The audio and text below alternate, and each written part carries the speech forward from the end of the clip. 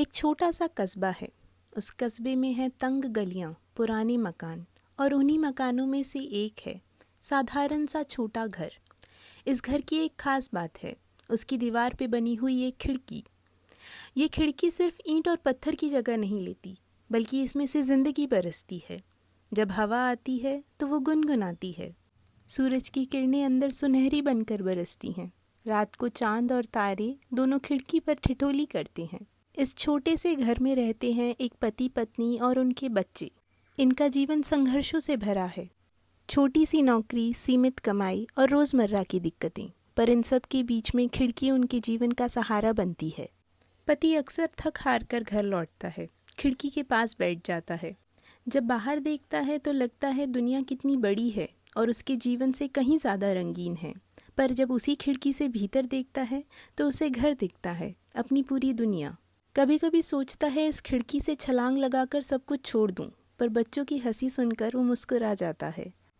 पत्नी के लिए खिड़की एक सहेली है, उससे बातें करती है मानो खिड़की उसकी सारी बातें समझती हो।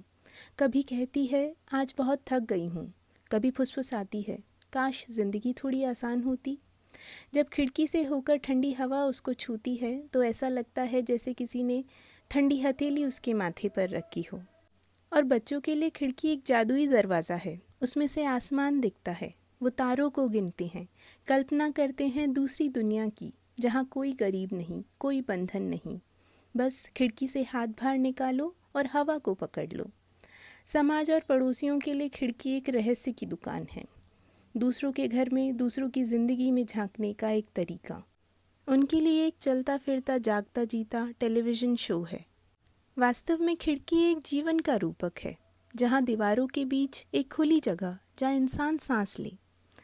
पति अपनी मेहनतकश जिंदगी के बीच एक ठहराव ढूंढे, पत्नी अपने अकेलेपन में एक साथी, और बच्चे अपने सपनों के लिए रास्ता ढूंढे। एक दिन सुबह के समय बच्चे खेल रहे थे। सूरज की रोशनी खिड़की से भीतर आ रही थी। बच्चों ने कहा, देखो खिड़की मुस्कुरा रही है। पति ने थकी हुई आंखों से रोशनी को देखा और एक राहत की सांस ली। पत्नी से चाय का प्याला लेकर खिड़की के पास रखा और धीरे से कहा, धन्यवाद। खिड़की चुप रही, पर उससे अंदर आती हुई हवा ने सबको छू लिया, मानो कह रही हो, हाँ मैं यही हूँ। जब भी घुटन लगे मुझे खोल देना, मैं रोशनी और उम्मीद लेकर आऊँगी। मेरा नाम है प्रियंका शर्मा और मैं किताबें पढ़ती हूँ, और ये किताब थी विनोद कुमार शुक्ल द्वारा लिखी हुई दीवार में एक खिड़की रहती थी। Thank you.